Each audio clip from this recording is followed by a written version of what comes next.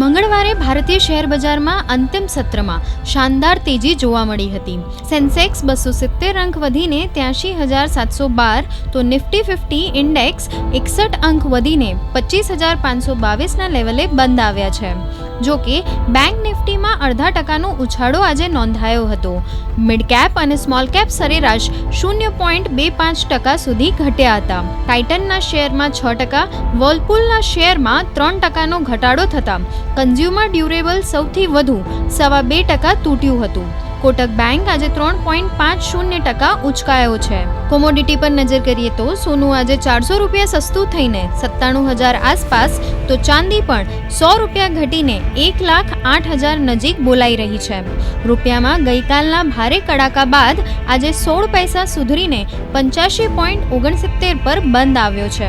મહત્વનું છે કે આજે રાત્રે ભારત અને અમેરિકા વચ્ચે મિની ટ્રેડ ડીલ થવાની સંભાવના વ્યક્ત કરાઈ છે.